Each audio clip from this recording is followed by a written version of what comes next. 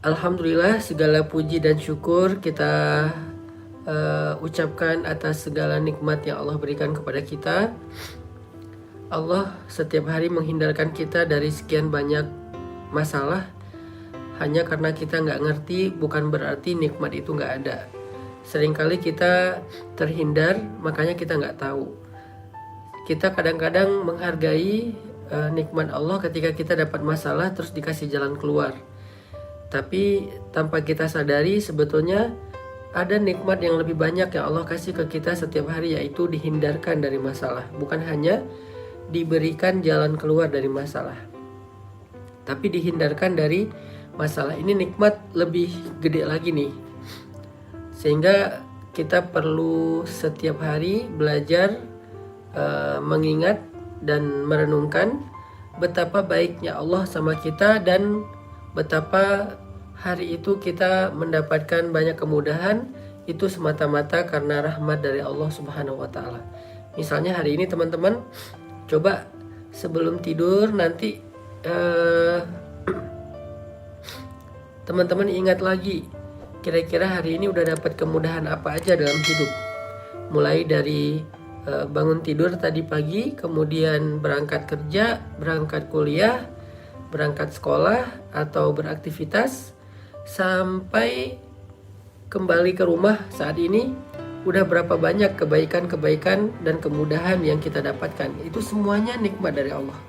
Sehingga sangat pantas jika kita menutup hari kita di malam hari sebelum tidur dengan kalimat Alhamdulillah, segala puji bagi Allah Subhanahu wa taala. Karena hidup kita penuh dengan kebaikan dari Allah. Kalau enggak, kita enggak bakalan bisa mendapatkan kemudahan-kemudahan seperti saat ini.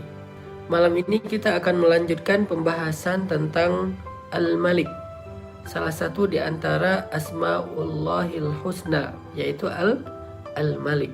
Lalu kira-kira apa makna dari kata Malik ini? Malik ini memiliki makna yang pertama adalah yang memiliki. Yang kedua adalah yang berkuasa. Tetapi khusus untuk Allah, kalimat Malik atau Malik atau Malik itu mengandung semua makna kekuasaan. Jadi Allah itu tidak relatif. Ada orang yang punya sesuatu tetapi dia tidak berkuasa. Ada yang berkuasa terhadap sesuatu tapi tidak memiliki. Maka itulah relativitas dari kata Malik apabila dilekatkan kepada makhluk. Berbeda dengan kata Malik yang dilekatkan kepada Allah sebagai nama-nama Allah. Makanya Allah punya nama Malik itu punya cakupan makna yang jauh lebih luas. Dia nggak relatif seperti kepada manusia, tetapi Allah itu absolut. Sehingga dari sini kita dapat sebuah pelajaran bahwa kepemilikan manusia itu sifatnya relatif. Kekuasaan manusia itu sifatnya relatif. Ada orang yang punya sesuatu tetapi tidak bisa ngapa-ngapain. Ada orang yang bisa ngapa-ngapain dengan sesuatu tetapi dia nggak memiliki. Lalu pelajaran iman apa yang kita dapatkan dari poin pertama ini? Dari poin ketika kita memahami makna Malik kepada makhluk dan Malik kepada Allah. Apa poin pelajaran iman yang kita dapat dari sini? Dari poin pertama ini, pelajaran iman yang kita dapat teman-teman adalah bahwa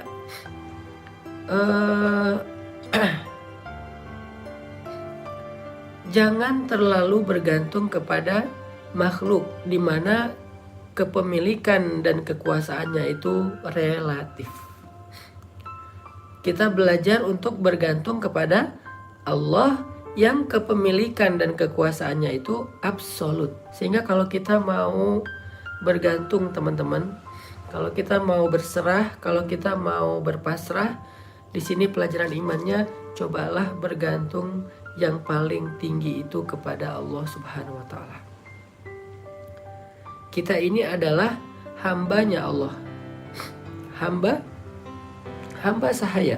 Kita ini budak, kita ini makhluk ciptaan Allah. Allah adalah penguasa kita. Allah itu pemilik kita. Allah itu pengatur kita. Allah itu yang mengendalikan segala sesuatu tentang kehidupan kita. Sehingga ketika kita terkadang hidup di antara manusia, lalu kita berharap kepada mereka, kita bergantung kepada mereka, maka cobalah tetap memberikan batasan. Ketergantungan kita kepada manusia itu tidak pernah sampai sama, apalagi lebih dengan ketergantungan kita kepada Allah. Sehingga bisa jadi manusia meninggalkan kita, tapi Allah gak pernah ninggalin kita. Bisa jadi manusia mengabaikan kita, Allah selalu peduli kepada kita. Bisa jadi manusia gak mampu untuk menolong kita, tetapi Allah Maha Kuasa atas segala sesuatu dalam menyelesaikan masalah kita. Ini adalah poin pertama dari kata Malik, Maha Kuasa, Maha Memiliki, yang mengatur, dan seterusnya.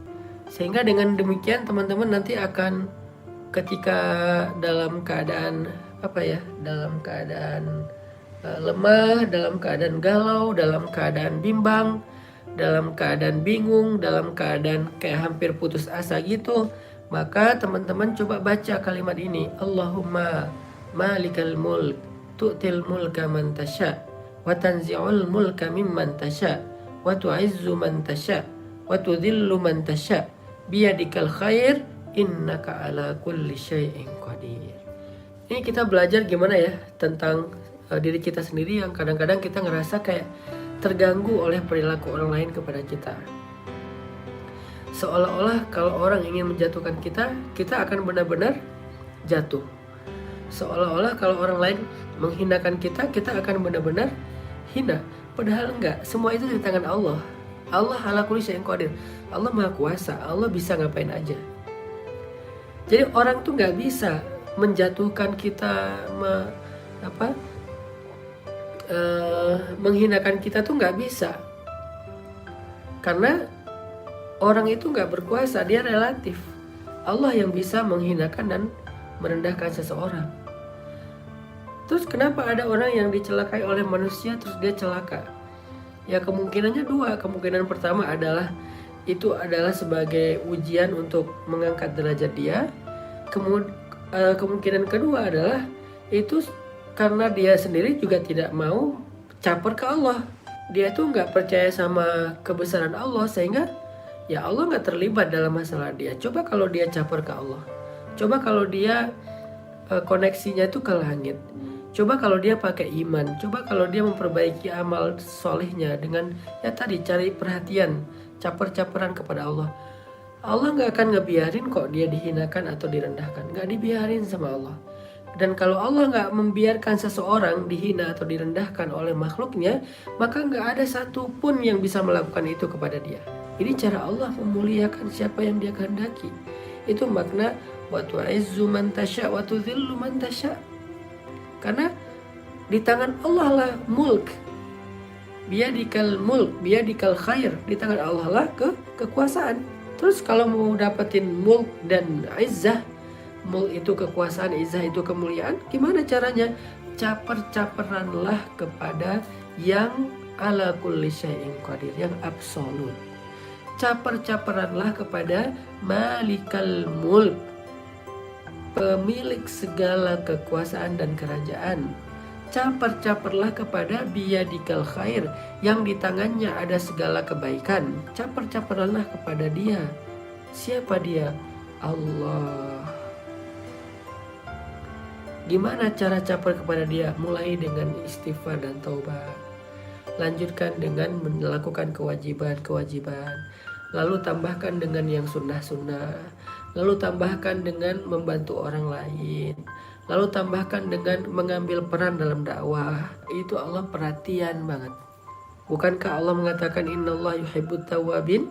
Allah suka, Allah mencintai hamba-hamba yang bertaubat. Bukan hanya Allah perhatian sama dia, bahkan Allah mencintai dia. Setelah Allah mencintai dia, Allah gak mungkin ngebiarin hamba yang dia cintai itu disakiti oleh orang lain. Gak mungkin. Sama kayak kita mencintai manusia, mencintai pasangan, mencintai anak. Mungkin gak kita ngebiarin orang yang kita cintai itu disakitin oleh orang lain? Gak mungkin. Jangankan disakitin secara fisik, disentil aja dengan ucapan kita gak mungkin ngebiarin. Kita akan ngebela habis-habisan karena kita mencintai dia. Dan Allah itu lebih daripada kita dalam memperlakukan hamba-hambanya. Begitulah cara Allah mengangkat derajat seseorang jika Allah berkehendak. Meskipun manusia berkali-kali ingin menjatuhkannya, begitu juga kita.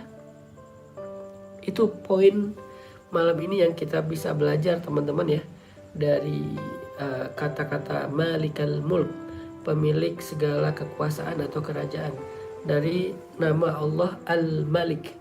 Jadi kita belajar satu hal aja dulu malam ini, belajar iman. Kita percaya bahwa segala kerajaan, kekuasaan, kemuliaan, kehinaan, jabatan, karir, itu semuanya di tangan Allah secara absolut.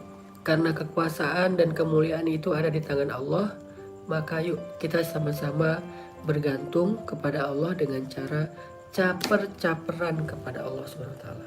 Salah satu bentuk caper kita kepada Allah yang tadi saya sampaikan adalah Allah itu perhatian banget sama orang yang bertaubat atau istighfar. Maka yuk kita banyakin istighfar dan taubat.